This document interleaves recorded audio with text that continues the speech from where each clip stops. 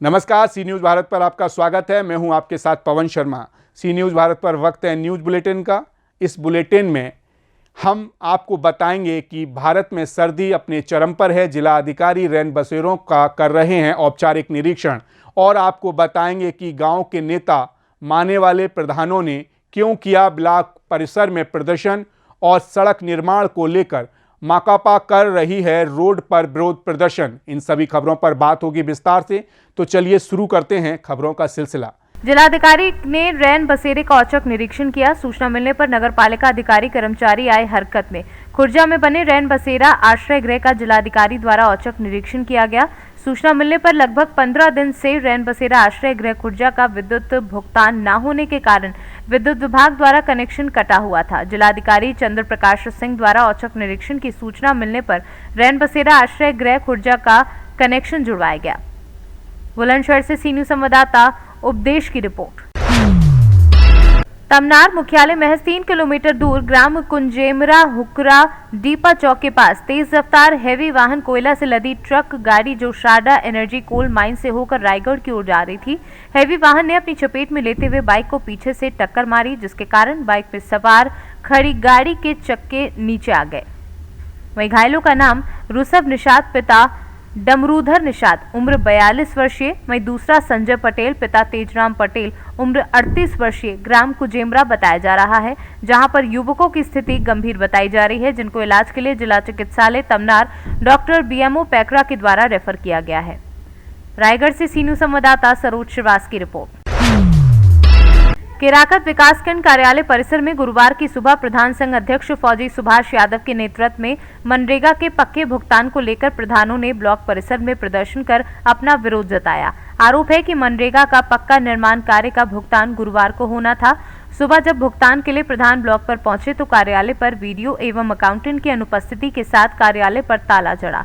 मौजूद लोग आक्रोशित हो उठे। तत्पश्चात इकट्ठा होकर कार्यालय के सामने प्रदर्शन कर विरोध करने लगे। प्रधानों का कहना है कि वर्ष भर कार्य कराने के पश्चात दिसंबर महीने में ईंट भट्टा समेत सभी लोगों का भुगतान करना रहता है, बावजूद इसके भी भुगतान नहीं किया गया है, जिसको लेकर बकायेदारों से विवाद की स्थिति उत्पन्न होने की संभावनाएं बढ़ रही हैं। अब ऐसे में हम लोगों को कोई रास्ता नहीं सूझ रहा है। मेरा नाम विपिन सिंह है और मैं बता दूं कि आज मनरेगा का पेमेंट होना था पक्के काम का।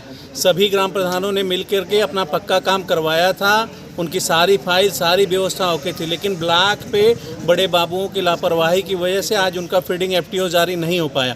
फाइल फीडिंग होने के बाद भी उनको पैसा उनके मद का नहीं पहुंच रहा है। सभी प्रधान जहां से दुकान से मटेरियल लिए थे, बिल्डिंग मटेरियल, मिस्त्री, सबका मजदूरी बाकी है, लेकिन बावजूद उसके भी ब्लॉक की लापरवाही की वजह से आज यहाँ पे आप देख सकते हैं, आप जाके अंदर कटवेज भी बना सकते हैं। न तो यहाँ पे वीडियो है, न तो बड़े बाबू लाल जी जो कि अकाउंटेंट हैं, वो आज यहाँ पर गैर मौजूद है और यहाँ केराकत ब्लॉक में किसी भी ग्राम पंचायत का भुगतान नहीं हो पा रहा है। हम लोग इसलिए विरोध कर रहे हैं क्योंकि आज महीने भर से हम लोगों का नरेगा का पक्का काम का जो है दौड़ाया जा रहा है। ब्लॉक के कर्मचारी दौड़ा रहे हैं, लेकिन हम लोगों का पैसा फीडिंग नहीं हो पाया, जो इसमें हम लोगों का जीरो हो गया। इतने मेहनत हम लोग पैसा सब लगा के किए, उधारी लेकर के, अब हम लोग क्या करें, कहाँ जाए, किसके पास? हम लोग कोई सुनने वाला नहीं है ब्लॉक में। तो इस संबंध में कहाँ मिले भैया? इस संबंध में अभी वीडियो साहब नहीं है, बाबू हैं यहाँ पे नहीं है, और बाकी कर्मचारी 1-2 लोग हैं। पैसा आज ट्रांसफर होना था, लेकिन यहाँ मौके पर कोई नहीं है, किसी का फीड नहीं हुआ।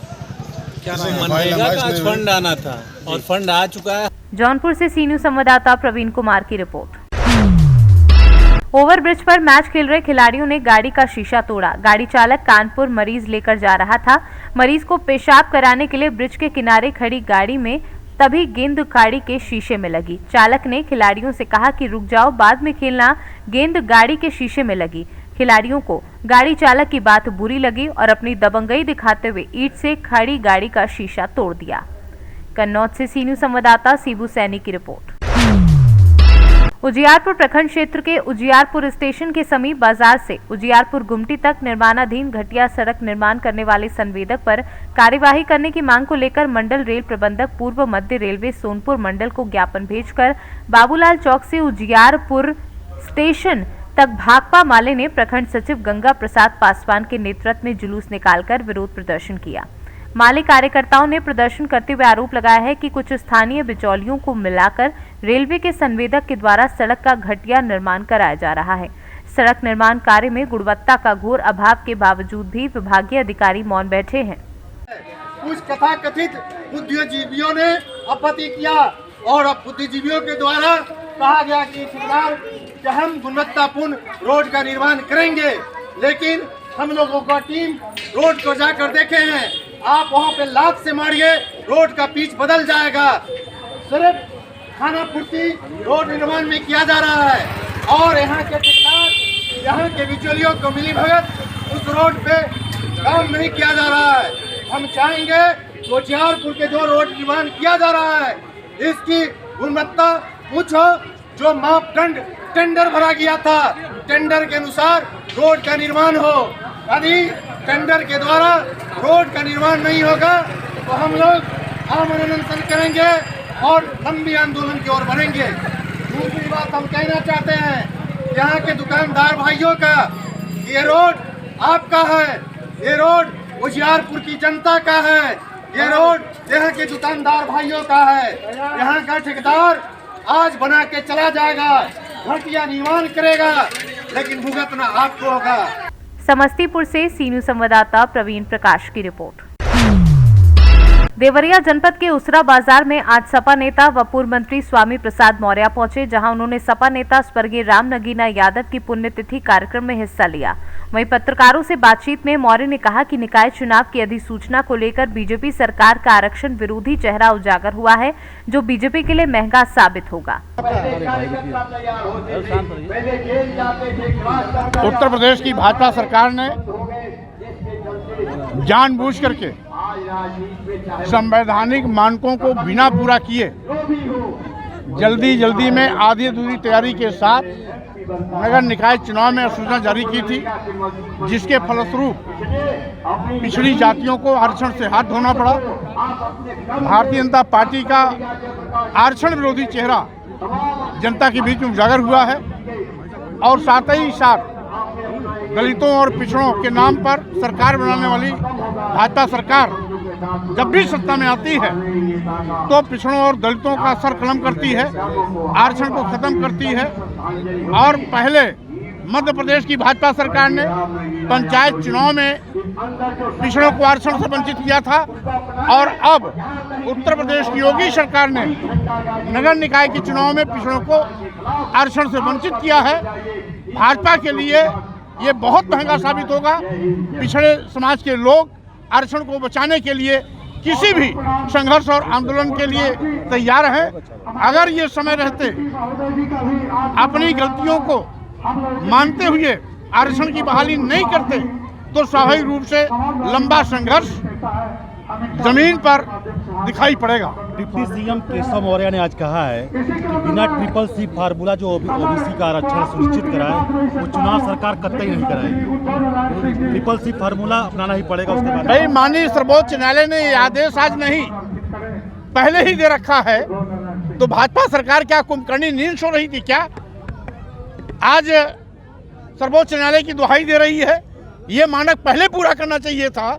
जानबूझ करके भारतीय जनता पार्टी ने आरक्षण व्यवस्था के साथ खिलवाड़ किया है, पिछड़ों को आरक्षण से वंचित किया है। न्यायालय का जो निर्णय है इस पे क्या कहेंगे? ये योगी सरकार की चूक का नतीजा है कि न्यायालय ने उन खामियों को इंगित करते हुए अपना निर्णय सुनाया है। इसकी जवाबदेही योगी सरकार की है, न्यायपालिका की नहीं।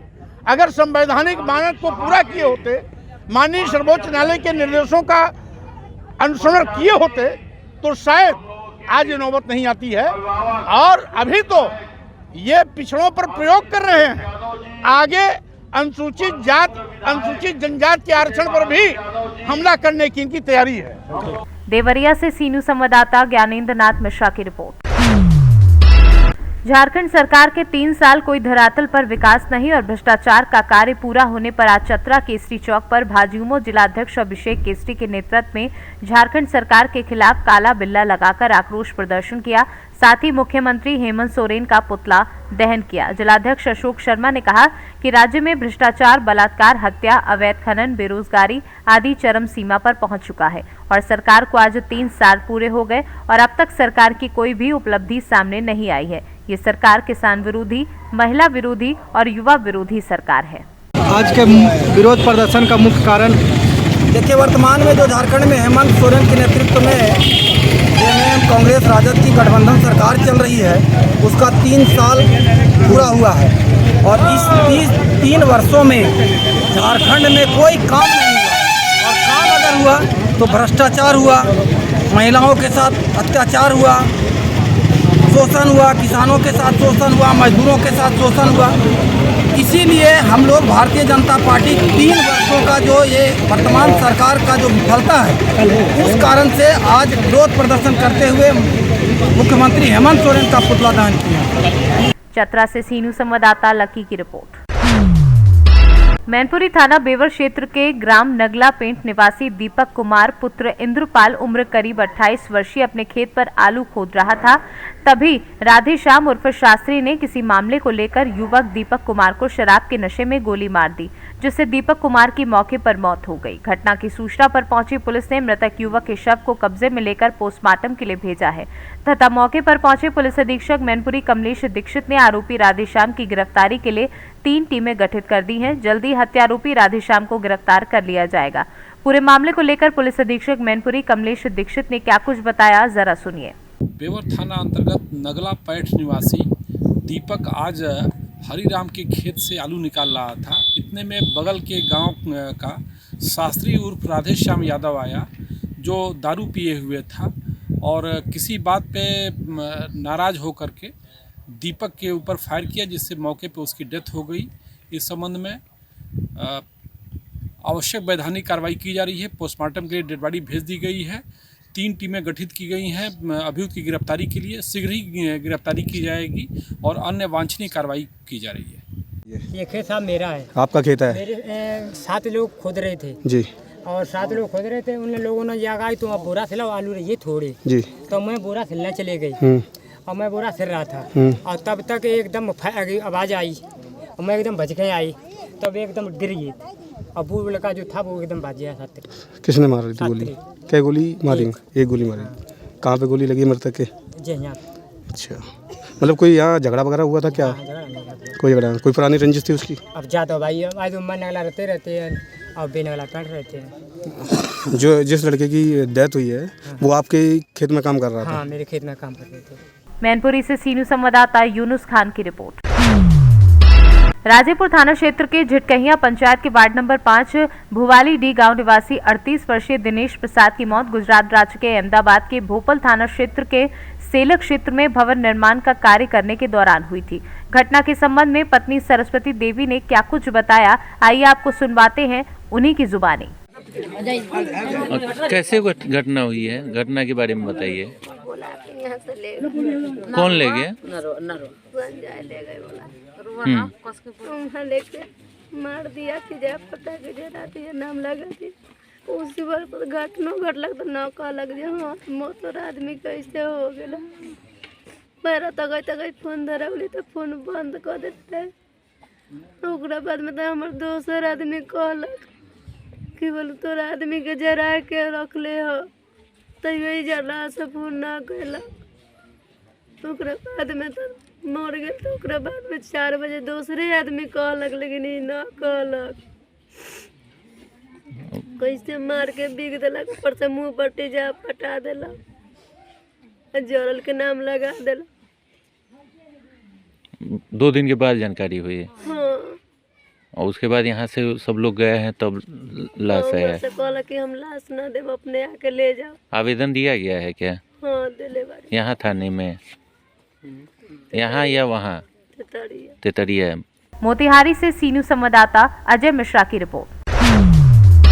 रायबरेली के द्वारा शहर रायबरेली के रतापुर और आसपास के मोहल्लों में जरूरतमंद लोगों को कंबल वितरित किए गए। कंबल वितरण कार्यक्रम में उपरांत रोटरी क्लब रायबरेली के अध्यक्ष अरविंद श्रीवास्तव ने कहा कि रोटरी क्लब समाज के जरूरतमंद लोगों और निचले तबके के लोगों को ध्यान में रखकर उनके शिक्षा, स्वास्थ्य और रहन सहन का ध्यान रखते हुए भी कई कदम उठा रहा है।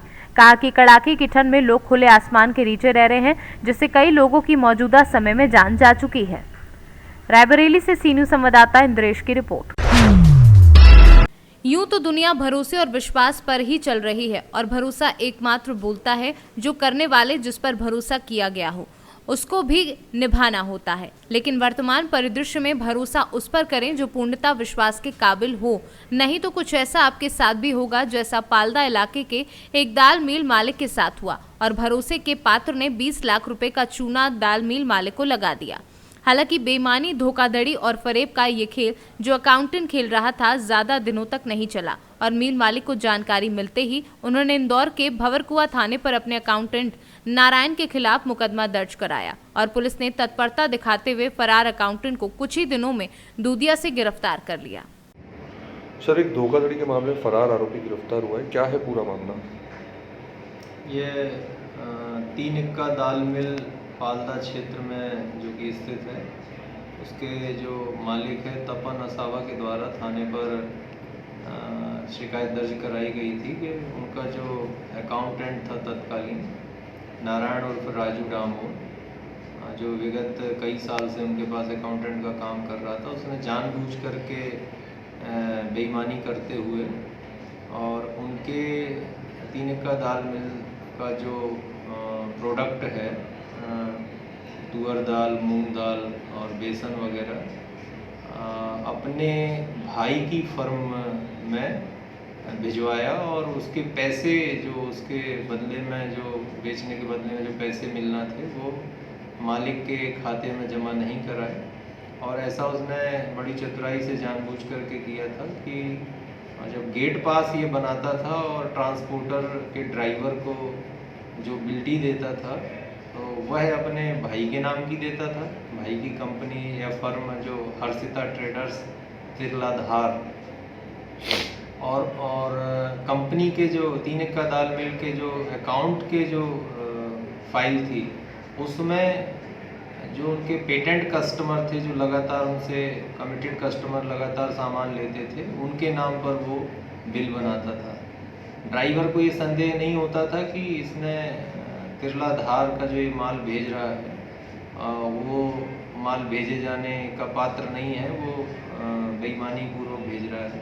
इस कारण से माल उसके भाई के यहाँ बलराम डामोर के यहाँ पहुँच जाता था और उस माल को बेच करके ये दोनों भाई अपने पास सारा पैसा रख लेते थे, मालिक के पास या मालिक के अकाउंट में जमा नहीं कराते थे।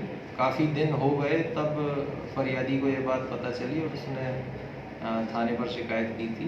आज नारायण और राजू डामोर को दूधिया से गिरफ्तार किया गया है और इसका पुलिस रिमांड लिया जा रहा है ताकि इससे और जो साक्ष्य हैं वो एकत्रित किए जा सकें। सर, कितने की धोखाधड़ी होगी लगभग?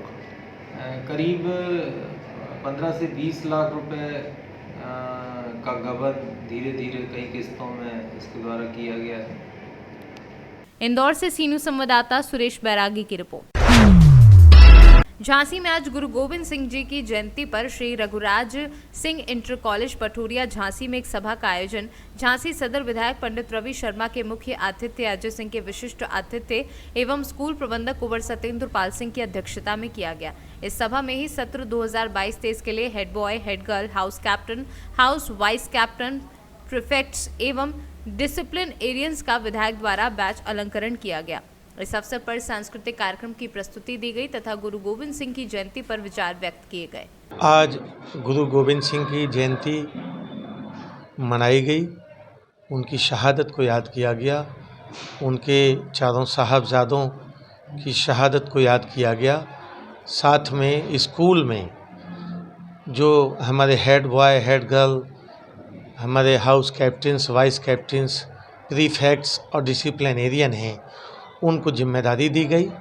विधायक श्री रवि शर्मा जी के द्वारा उनका बैज अलंकरण किया गया है। बच्चों को शपथ दिलाई गई कि वो अपने कर्तव्यों का निर्वहन अच्छी तरह करें। इस सब कार्यक्रम को लेकर आज स्कूल में कार्यक्रम आयोजित किए गए। बच्चों ने अपने नृत्य के द्वारा भी अच्छी प्रस्तुति दी, गुरु गोविंद सिंह को नृत्य के द्वारा भी याद किया। इस सारे कार्यक्रम को लेकर ही आज कार्यक्रम किया गया। धन्यवाद। ब्यूरो रिपोर्ट, सी न्यूज़ भारत। समूचे देश के साथ महोबा में भी सिख समुदाय के 10वें गुरु श्री गुरु गोविंद सिंह जी का 356वां प्रकाश उत्सव का त्योहार बड़ी ही धूमधाम से मनाया गया। इस अवसर पर गुरुद्वारे में हजारों की संख्या में पहुंचे श्रद्धालुओं ने माथा टेक सुख शांति समृद्धि की कामना की। गुरुद्वारे में लंगर प्रसाद वितरण के बाद पंच प्यारे के साथ शहर में गुरु गोविंद सिंह की भव्य शोभा यात्रा निकाली गई।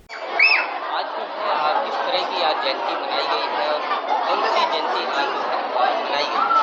आज गुरु गोविंद सिंह जी महाराज का 356वां प्रकाश उत्सव मनाया जा रहा है।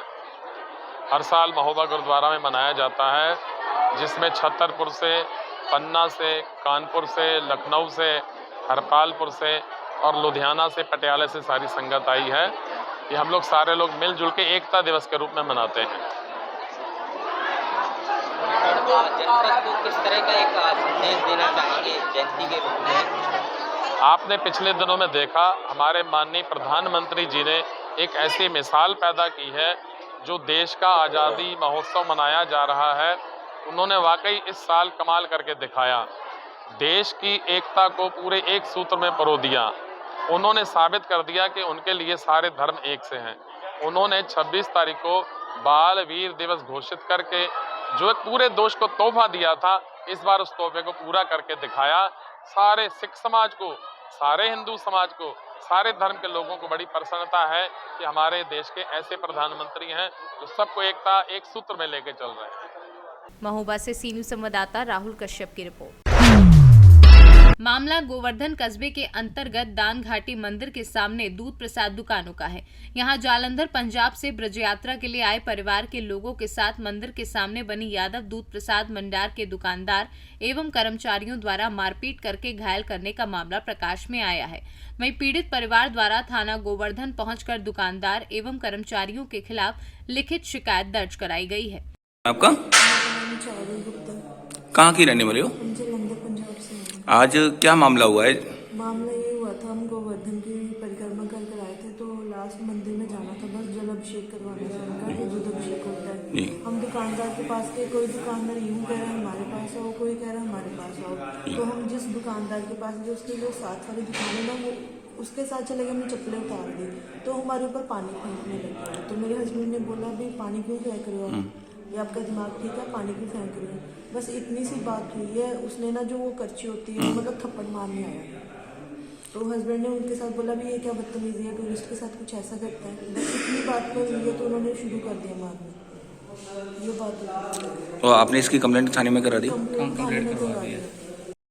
सर अभी एक मारपीट का मामला हॉस्पिटल में आया है, क्या कुछ मामला है? हाँ, 2 लोग आए हैं, एक लेडी आई है मेरे पास। मारपीट का मामला मेडिको लीगल केस है, अभी जांच चल रहा है। उसके हिसाब से लग रहा है कि इनको रेफर करना होगा। इन लोगों को कुछ का फ्रैक्चर भी लग रहा है, उनके हेड इंजरी का पेशेंट लग रहा है। तो अभी देख रहा हूँ, फर्दर इवेल्युएट करके कागज बना के भेज रहा हूँ। क्या क्या नाम है? एक पेशेंट का नाम जितेंद्र है, एक का चारू है, एक लड़के का नाम शुभम है।